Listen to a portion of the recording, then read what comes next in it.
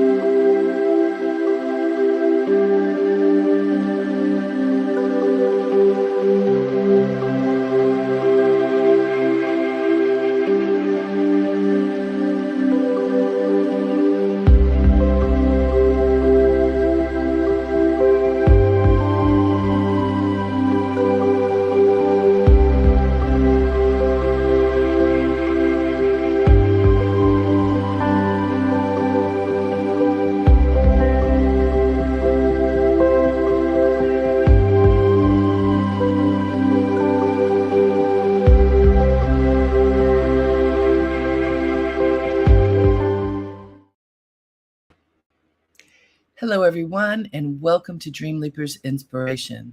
I'm your host, Harriet Cole. Very happy to be with you today. Checking in with you. How are you doing? How are you doing? How's summer treating you? And I should say wherever in the world you are, because I've talked to someone yesterday who was in Rio. Rio? Yeah, I think it was Rio. And certainly in Brazil. And it's winter for him. And so it's not like for us, for where I am, it's hot. Well, on this particular morning, it is raining. So there's some reprieve, but it has been super hot. And it's interesting what happens with the intensity of weather, how it impacts people. And I'm going to start with myself. 2 days ago, it was so hot. Like the whole East Coast of the United States was so incredibly hot that it was record breaking. I think that the time before that day that it was hotter or at about the same level was in 1966. So that's a really long time ago. And as it got hotter and hotter, the streets, like the asphalt, got soft, and in nature the trees were a little bit brittle, and people were struggling. I know for me, at a certain point, I was struggling. We were going to an event, and I was trying to just get dressed, put on some clothes to go to this event, and I put on one thing, and I was so hot that the garment stuck to my arms. I was like, okay, I can't wear that. Trying to get it off was hard too because it was so hot. Finally, I found something that I was able to wear and not feel like I was going to melt.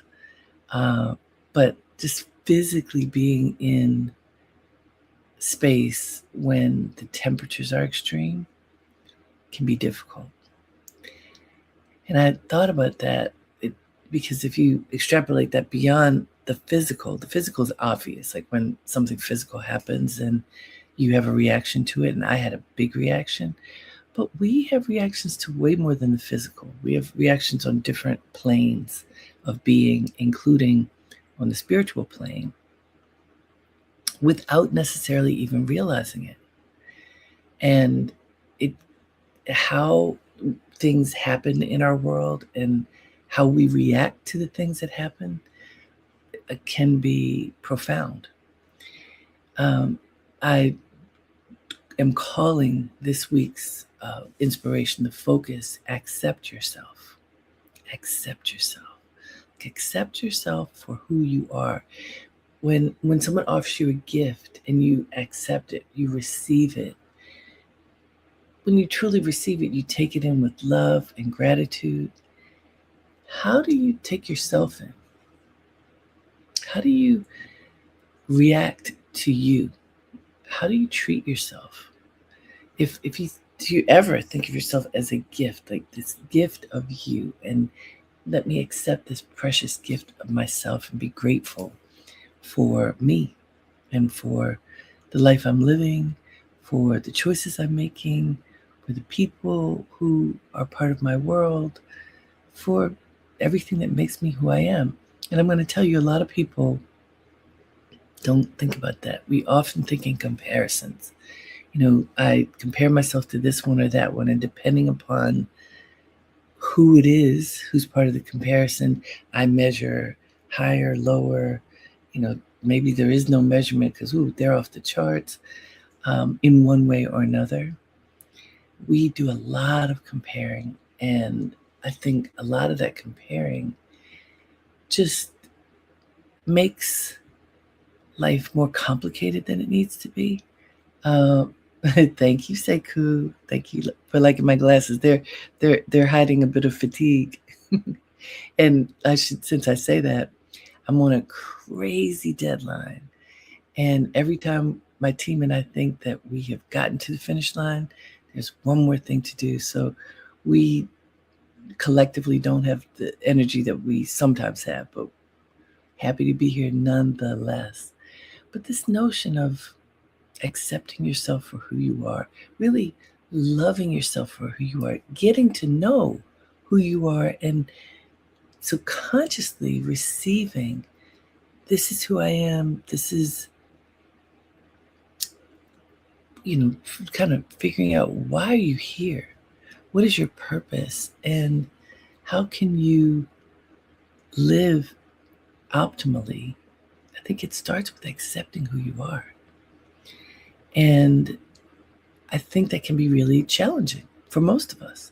So, for context, if this is summer where I am in what I call my happy place, near the beach in Sag Harbor. And whenever I'm here, I am grateful.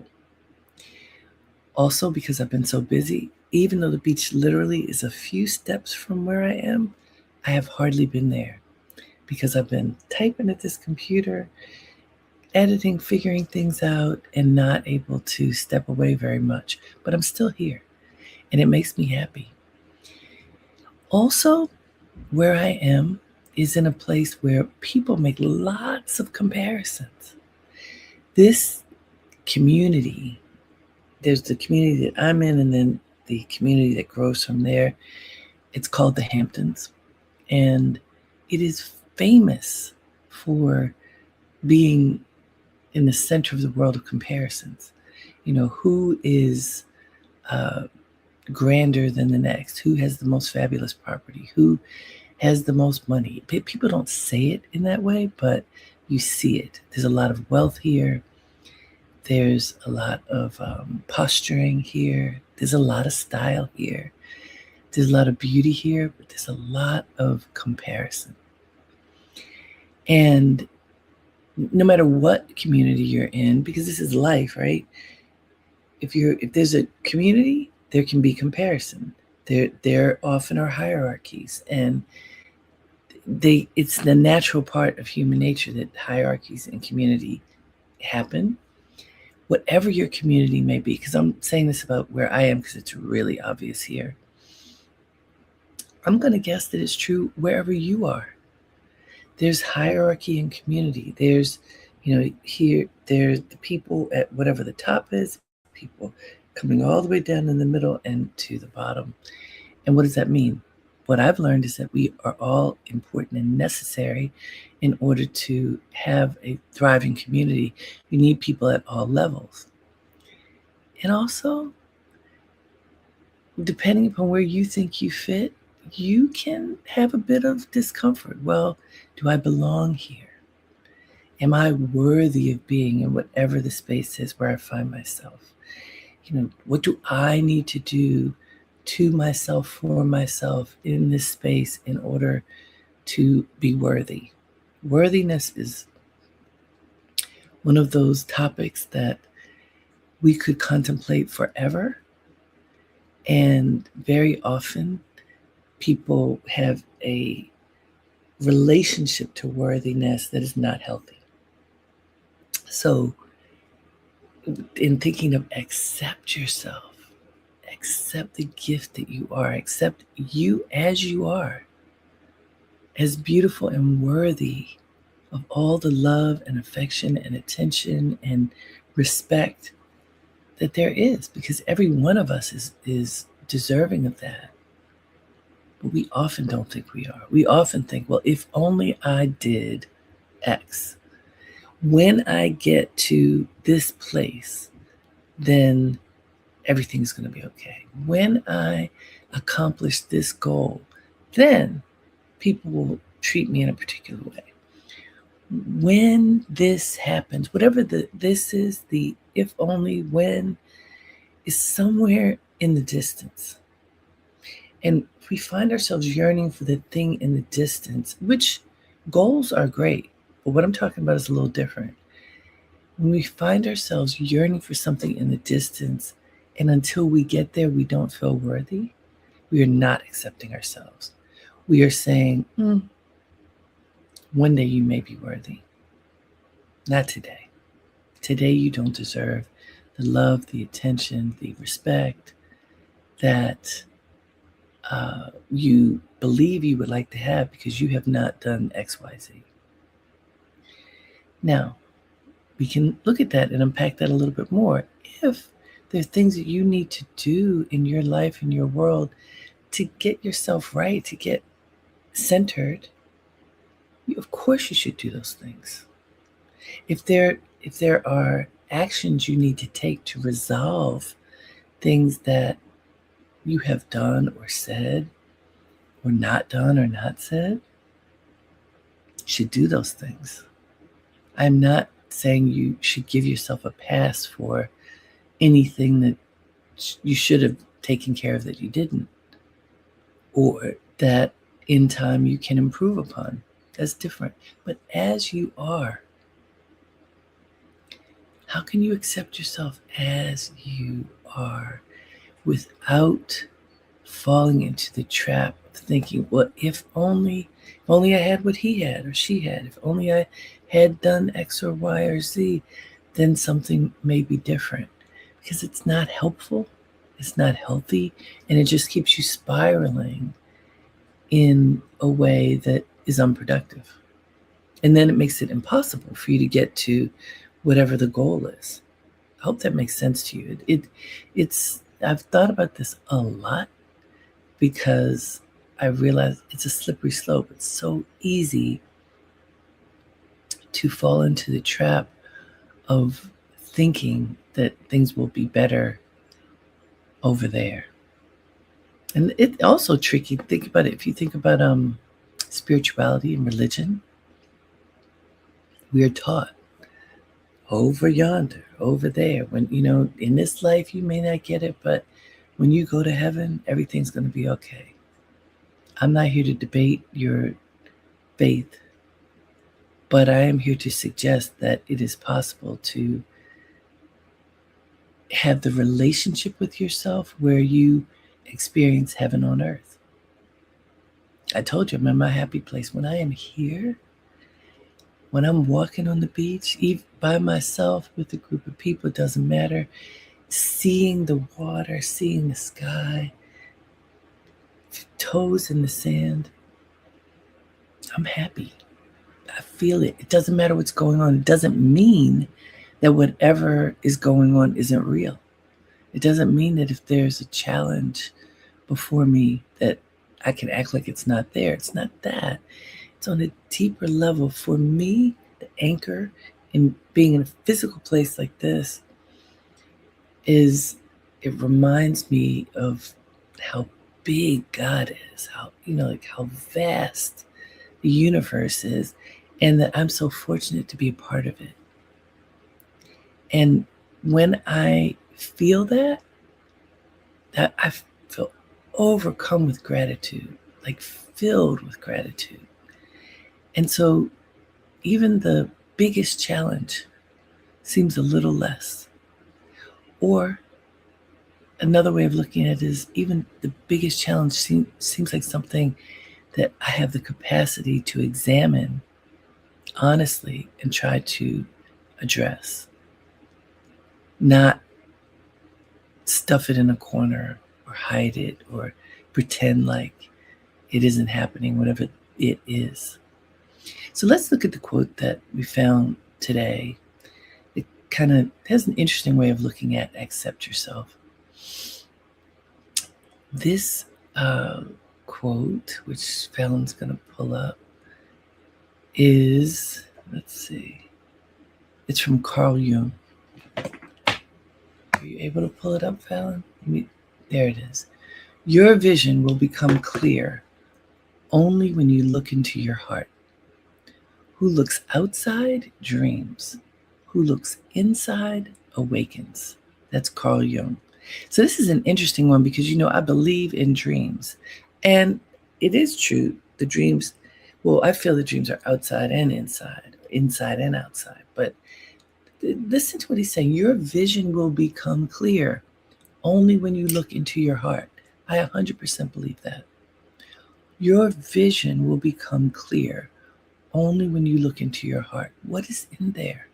What is inside of your being? What makes you tick? What do you care about? What gets you up in the morning? What does your heart tell you are supposed to be doing with your life?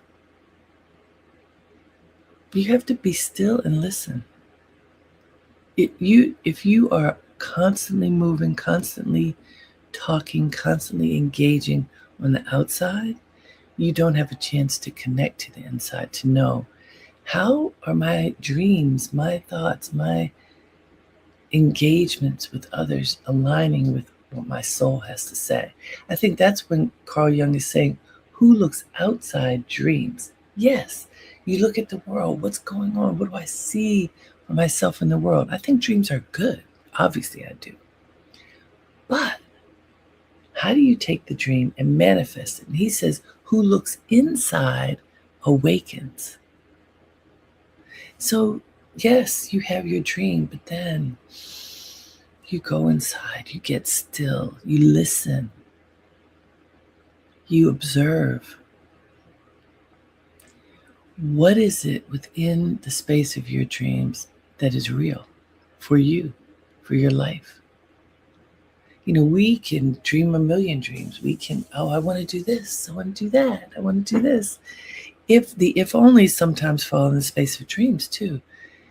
And a lot of people don't ever manifest their dreams. I think the manifestation comes, you have the big idea and then you go inside. Okay,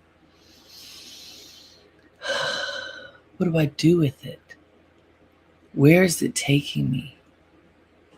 How can I make concrete what this big notion is that has come to me? How can it awaken within me? It's a powerful thing to think about. How can it awaken? Carl Jung says, who looks inside awakens. So let's look at his whole quote together. Your vision will become clear. Your vision will become clear only when you look into your heart.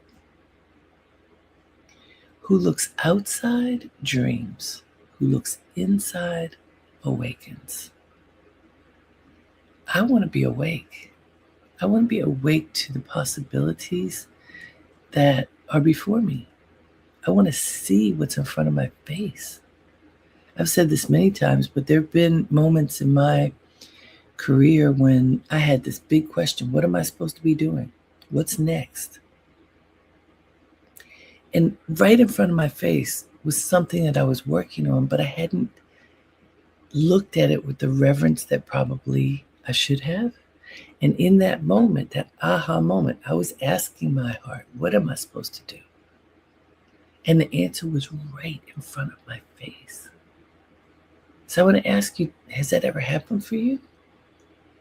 Have you ever been in a situation where when you looked more closely, the answer was right in front of you? So what I'd like to do right now is a little meditation. It feels like the right time for us to do what Carl Jung is suggesting. So I want you to put your feet flat on the floor and plant them on the ground. On the floor, if you're in a place where they could be on the ground, even better. Sit up straight and tall, but relax your shoulders. Close your eyes if you will. This is very brief meditation. I just want you to breathe in fully and breathe out fully. As you breathe in and breathe out, allow your breath to fill your body. So often we breathe in a shallow way. Now I want you to breathe in fully. And breathe out long. And as you breathe, imagine that you're breathing in light. That you're filling your being with light. That you're filling your being with the light of awareness. And as you exhale, let go of any darkness, any discomfort that you may be experiencing in your body. Continue to breathe in light and breathe out darkness. Breathe in light, the light of awareness, and breathe out any discomfort that you may have. Continue to breathe and ask yourself, who am I? What do I see? Who's before me?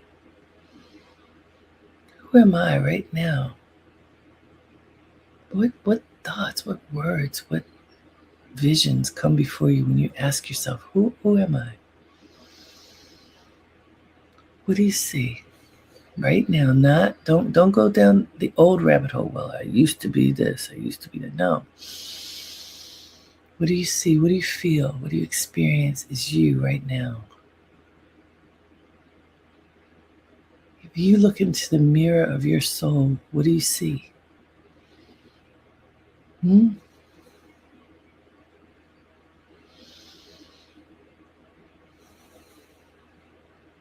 Right now, for me, I see quiet. I see a sense of quietude for myself. And I don't necessarily think of myself as quiet, but that's the space that I find myself in now, quiet, contemplative, focused, a little bit tired. So I'm breathing out the fatigue and breathing in energy. I'm not holding on to the fatigue, I'm letting it go. And I'm breathing in the healing power of light. Who do I see? Ask yourself that question. Who do I see? What are the qualities that I see in myself right now?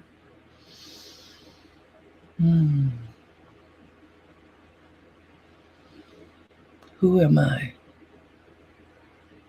And what about me can I love and accept right now? And what happens when I love myself right now?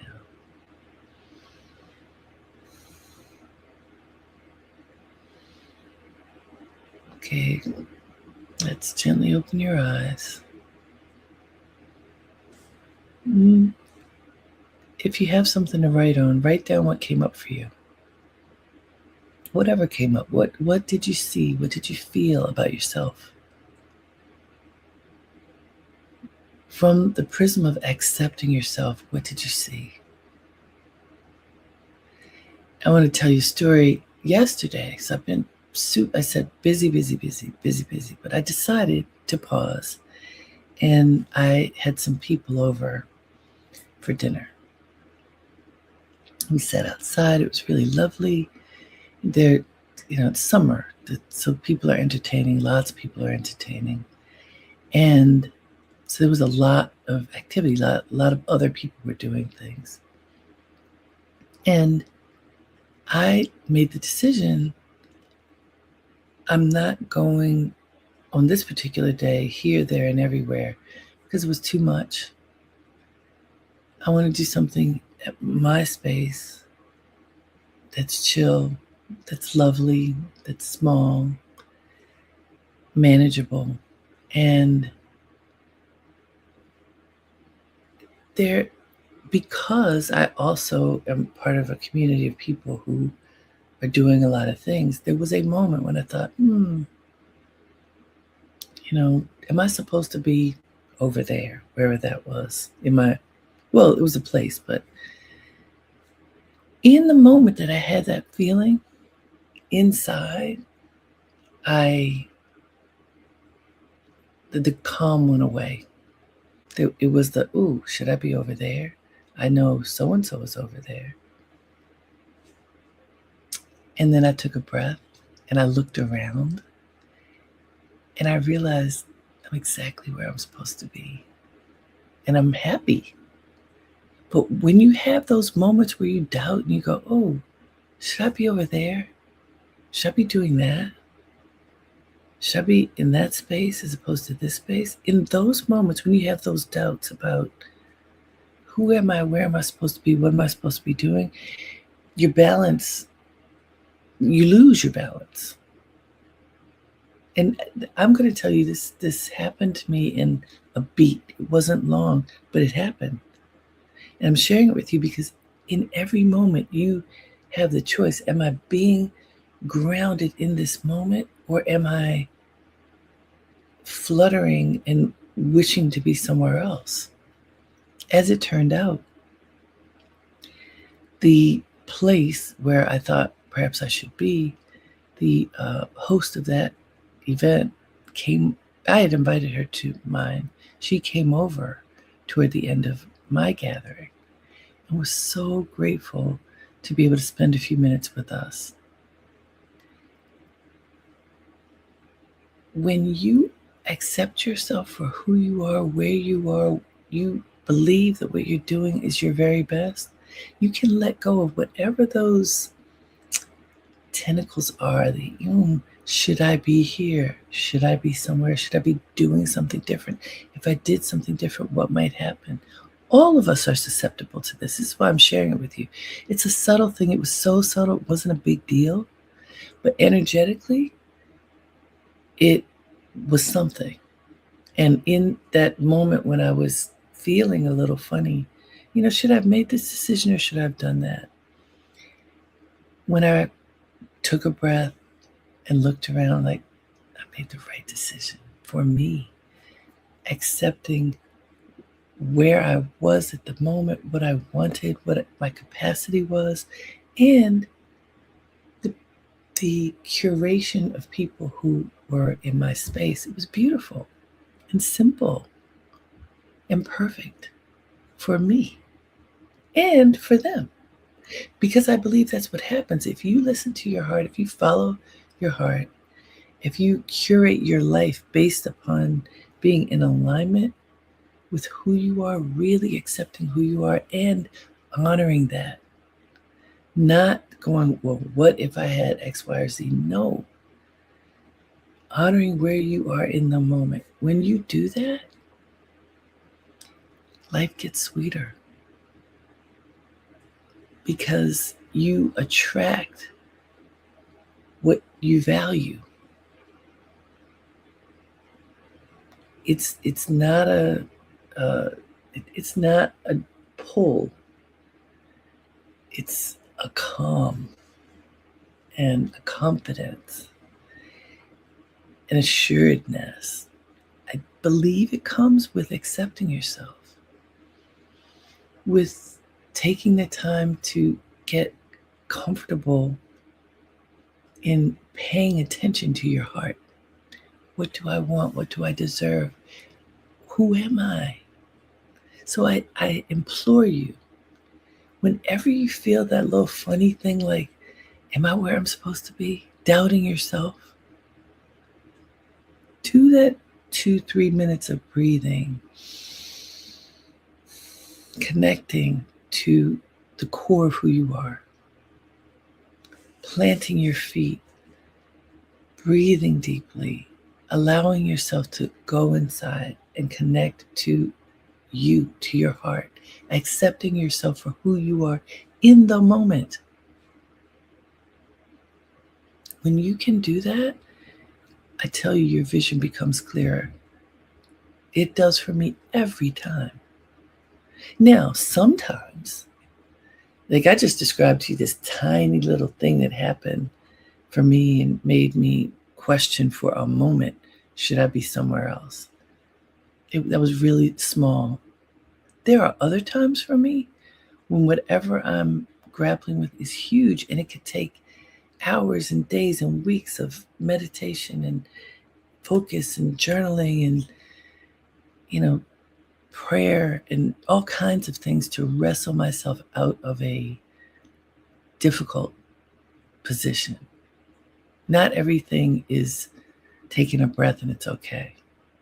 But if you practice connecting to your heart, then when times are tough and your emotions might be brittle, it's easier for you to anchor, get still, get calm, see what is before you, and make smart decisions for your life.